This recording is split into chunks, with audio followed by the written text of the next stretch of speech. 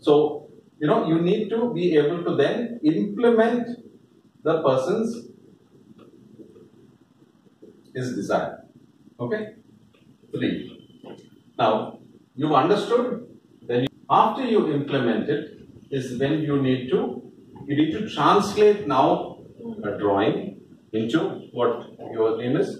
Manoj. Into a built form. Okay? Now, an architect can design, he can make 3D, he can do 4D, 5D, whatever D that is there available. But in the end, who builds the building? Guys like you. So, we are all part of a glorified triangle. Okay? The client is here, architect here, contractor here. So, no matter how you put the triangle, we are all interconnected. Okay? I can't do without you, you can't do without me, both of us cannot do without the client. Okay? He is the guy with the mullah. Okay? No mullah, no job for you and me. Okay? So we need him the most. Okay? Now, once you, implement and then translate.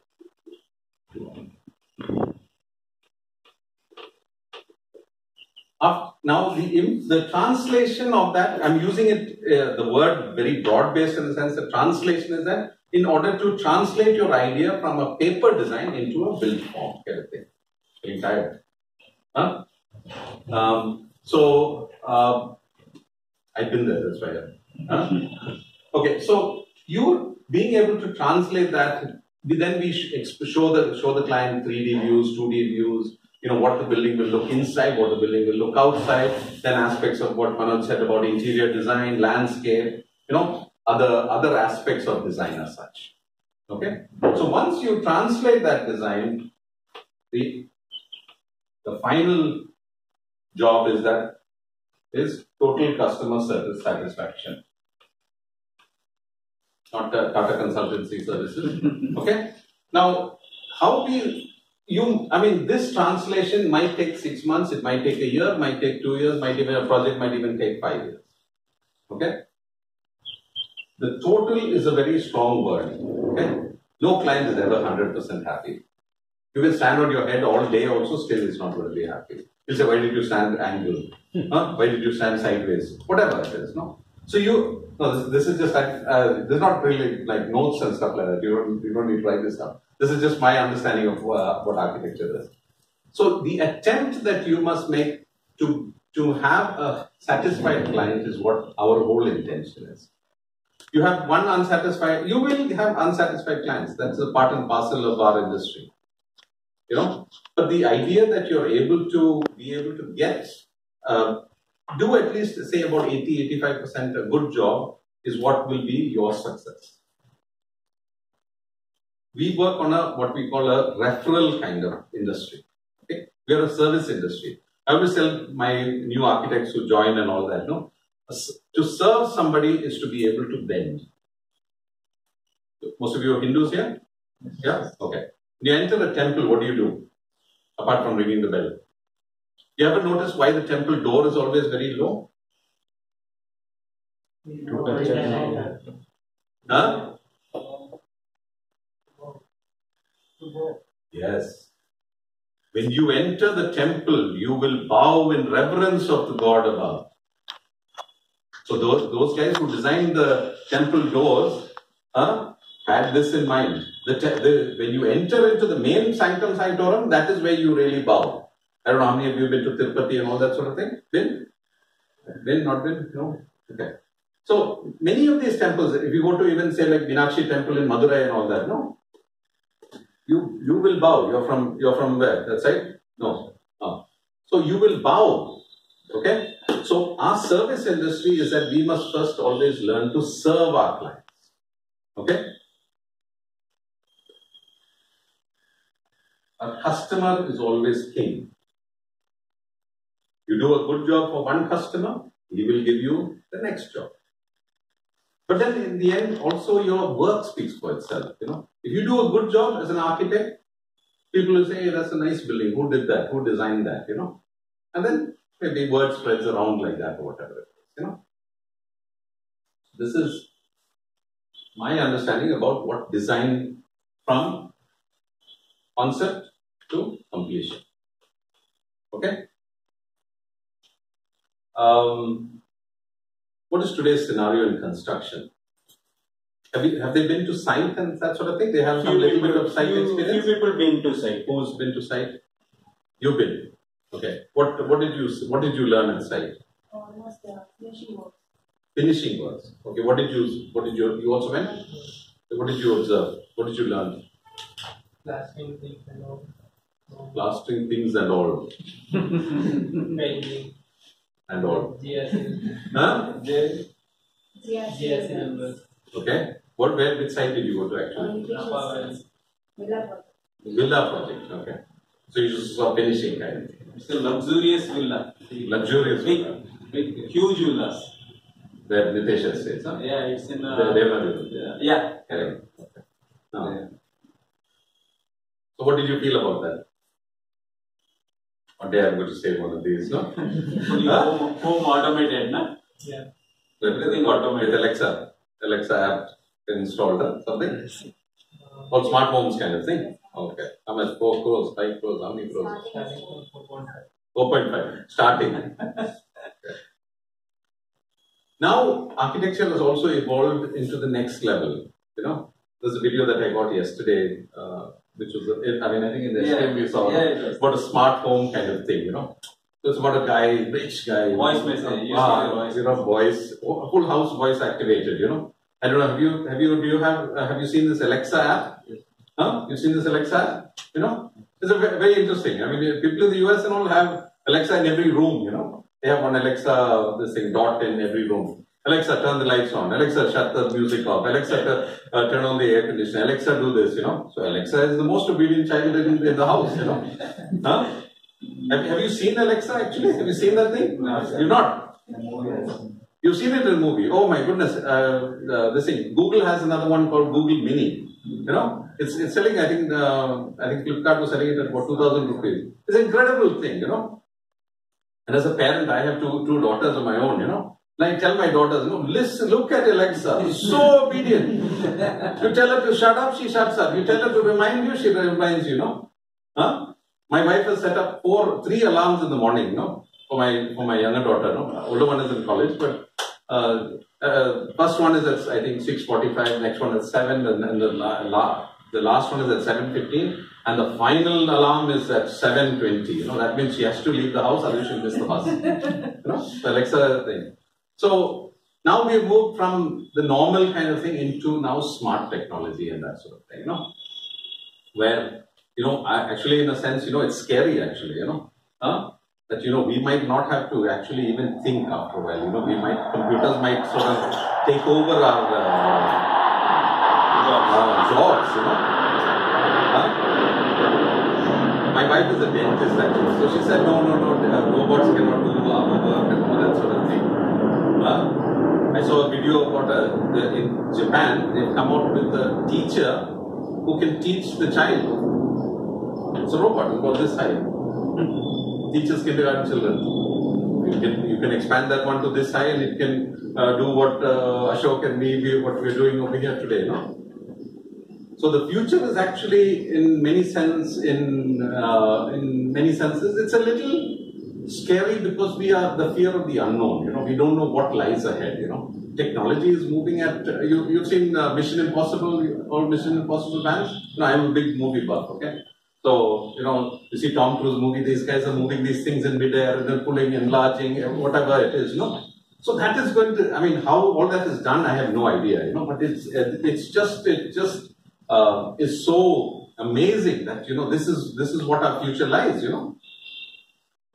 The way that, you know, construction is going to revolutionize. I mean, at one time we always had, you know, when we concreted our houses, we had our one gang of people who were from Bihar or from, no offense, from North Karnataka. We had teams, you know, big gangs. Whole Khandan will come, 30, 40 people, no? Along with the children. Along with the children, and then there will be like one minor thresh there and everything. Yeah. But now, when we see very little of that, no? Yeah. Everything is one truck will come, pour 7 cubes of concrete, and then out. So from our perspective, that has, I mean, these are small minor changes, but then the change is yet to come and it is going to be bigger and better. I think so. And change is always good, There are what we call casualties of war, and there will be something. So your ability, your sort of strength as civil engineers is that you need to be able to be adept. And when I say adept, it means that you must move faster than technology is moving. You must be in tune with what is happening in the market. You have all enrolled for this. Why? Why did you all enroll for this particular course here? Did you hear this architect speak? No, I don't think so. Why did you all enroll for this thing? Practically, we will gain practical knowledge. Hmm? We will gain practical knowledge in this. In this course? Yeah. Okay. And what else? Why did you enroll for this course? Just learn things, how it's being happened. How See, work is being exhibited. When I started, I told you that, we have civil engineers, but they are not market ready, So you need to be, like, what should I say, field tested and ready, It's like you wind up a toy, As soon as you let go of that thing, put it on the ground, it should be good to go, It's like when you buy a new bike or a new car, you kick that throttle or press that button, bike should be ready to go. It's not that, okay, from there we take it straight we push it the vehicle to the service thing and then they start tightening it, putting petrol, putting oil and all that sort of thing. You all as engineers and all should be ready to go, from the day one. So your strength and your weakness will be how adept you are with technology, And education your education should not stop with just a BE, You should look at things like project management, how you can manage a project, There's a place in Pune called Nikmar, I think, no? Yeah, Pune, no? Nikmar. Pune and Hyderabad. Pune and Hyderabad also. Okay. Where you are able to, you are the people who are going to build the future of this country, This country or wherever your future takes you, So you have to be able to scale up to that kind of level, Be able to improve your skill set and that sort of thing, And constantly be market ready, It's not that because you know one stat pro that makes you the best civil engineer on planet Earth, It doesn't. How you apply that stat pro or whatever,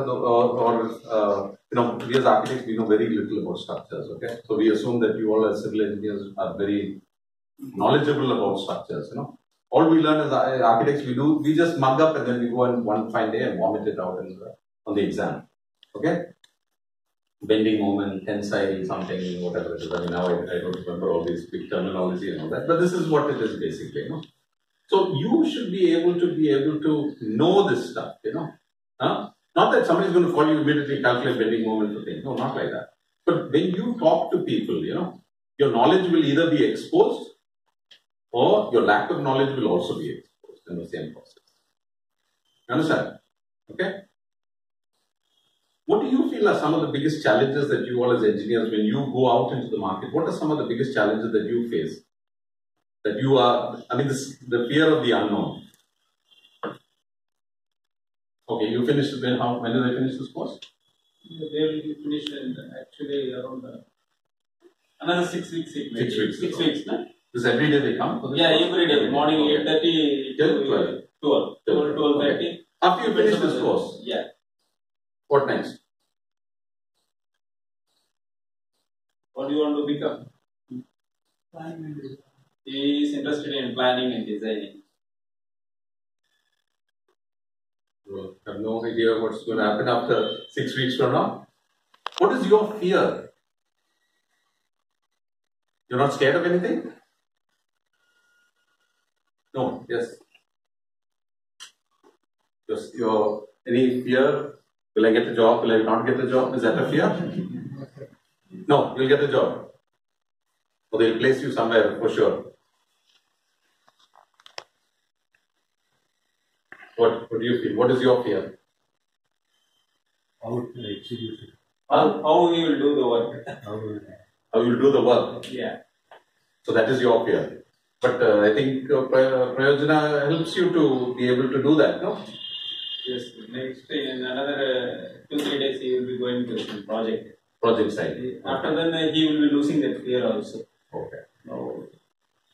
See, the biggest fear, the biggest fear that any individual goes, see, when we passed out, that was back in 1990.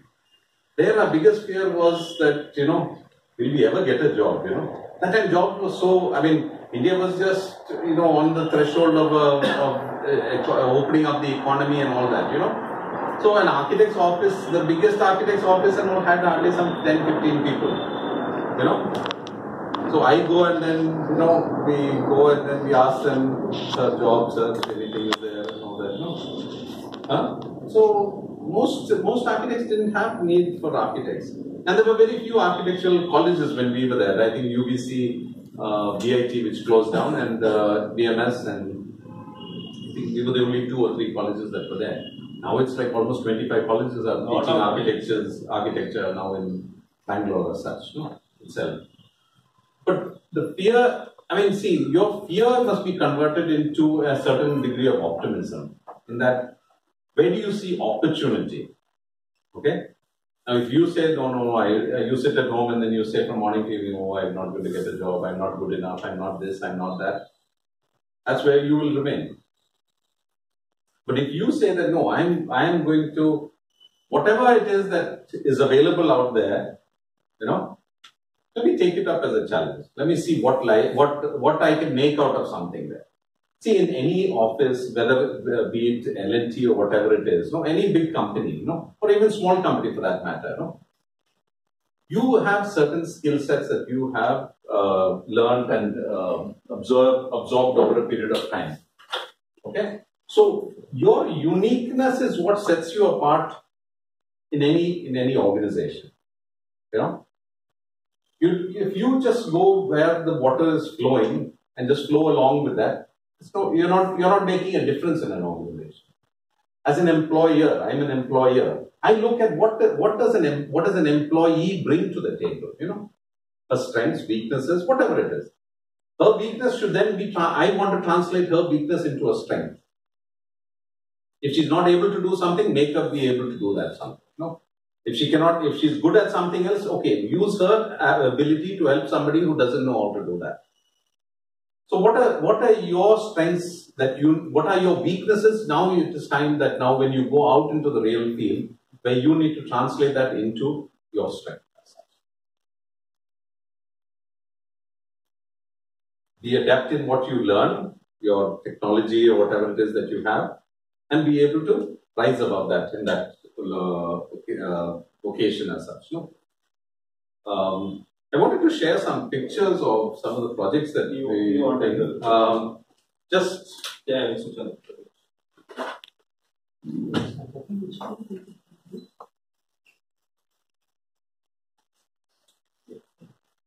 This one here, this cable? Yes, I will come.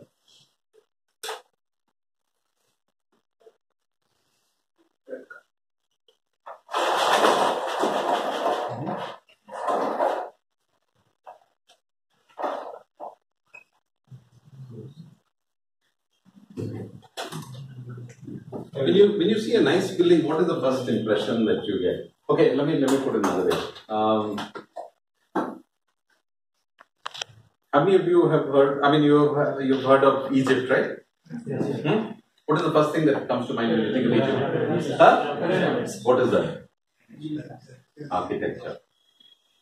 When you think of New York, what do you think of first? High-rise. The Manhattan skyline, correct? What is that? Architecture. Oh dear.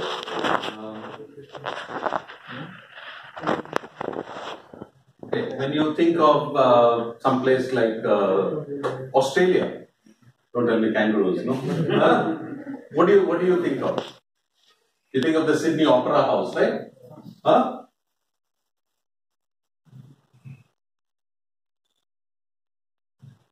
So architecture is a part and parcel of anything and everything that you remember about a place. Okay, the certain thing. Okay, whenever you ask a foreigner what is the thing of India, Taj Mahal. No?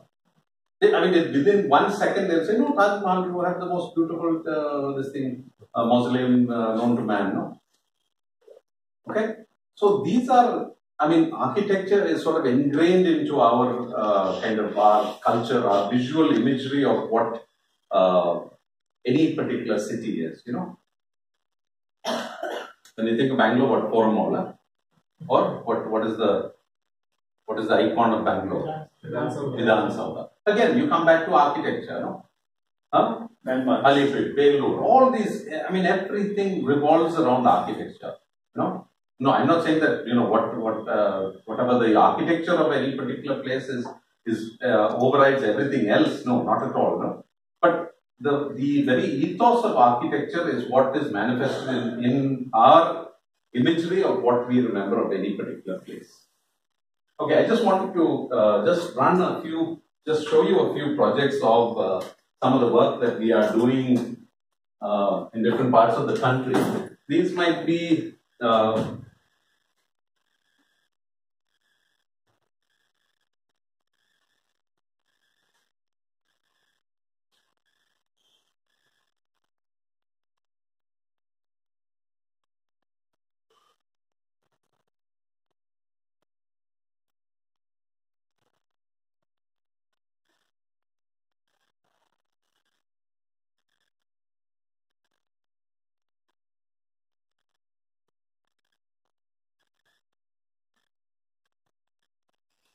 okay, this is a project, an apartment project that we're doing in the city of Nagpur in Maharashtra.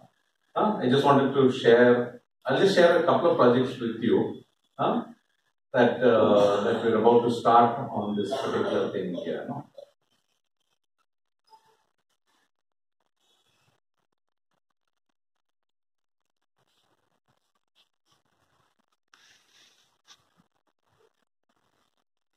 Okay, this is what we call a visual sort of presentation about this particular building as such. Okay, now this is what we did for the builder. This is basically just showing him the kind of the layout plan of this particular apartment complex as such. No? These are a mixture of 2-bedroom and 3-bedroom apartments kind of thing. You know, 1, 2, 3 bedrooms, living cum dining kind of thing, and an entrance lobby between them as such. No? This is just more to show the client and the builder, you know, what is the kind of building that is possible in this particular site. Okay, since there in Maharashtra they have certain other restrictions and all that sort of thing. This is a combination of 2 long blocks as such.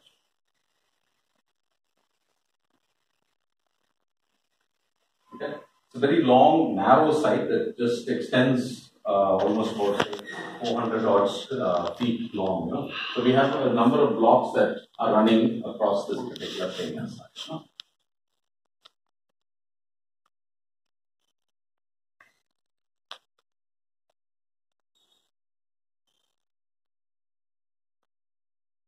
This is just a night view of the building as such, how it looks when you see it in the night kind of thing. You know? Is it just some, from scalability point of view, you know, it gives the client an idea as to how the inside of the building is going to look. You know, toilets and that sort of thing. You know. Any Iron Man fans here? No? Yeah? Oh, okay. My daughter's a big Iron Man fan. Okay. Oh.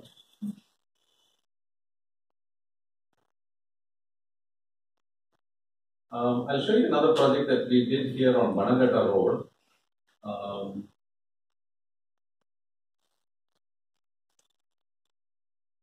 We just finished this building. It was inaugurated in this thing. This is near Meenakshi Mall. Yes, very close to Meenakshi Mall. Okay, it's an old age home basically. First we started with ground first, second, and then after that, then they said they wanted the 3rd building. Meenakshi Temple is there? You know Meenakshi Temple? Yes. Yeah, this is just bang opposite Meenakshi Temple as such. Okay. So what it is basically that the ground and first is actually for an old age home, and the second and third is for a girls' hostel as such. Okay. So here we thought that we will bring in a different kind of architecture into the building as such, no? And that's part of the reason why we brought in these this tile cladding as such, you know. Not overly excessive or anything like that, but just that as like a trimming on the topmost kind of floor, to give the building an overall. This is the girls' hostel entrance, and this is the staircase block and lift block that we have over there. Hmm. This is I think some prayer hall or something like that we have over there. Every building, what we do when we present to a client, we always have a night view kind of thing, because the effect of light, artificial light, or even for that from that point, even moonlight as such, has a very beautiful effect on the way that we can present a building to a client. So we wanted to show it in a very good light kind of thing. So the building has come out quite well actually. Sorry, we couldn't get Indian figures, old Indian people, so we had to download from the net, and we got these people as such. So even the client asked me, why are all these foreigners here? We are on Banagatta Road, Bangalore. So he said we couldn't. The Indian people must be very healthy or something, because there are not many old people on the net as such. This is the dining hall kind of thing. They have a chapel inside and that sort of thing. This is the individual room with the attached toilet and all this sort of thing. So this was a building where we had to actually look at how this is the girls' hostel, where the old age home, the bathroom is designed for elderly people. We will all become old one day. And we will need. This is now probably, this is probably our 7th old age home that we are building across the country, And there is a tremendous need, because the family is becoming nuclear. I'm digressing from architecture and civil. But I'm saying that, that the nuclear family, me, myself, and I, the joint family structure is breaking apart kind of thing, So it becomes that, after a while, your children leave, and then mother and father, they just age and sort of just go into the future, wane away kind of thing. So that is when old age homes are actually, this is the study hall in the girls' hostel. It's a vaulted ceiling. It is a vaulted ceiling kind of thing to let in a lot more natural light and that sort of thing.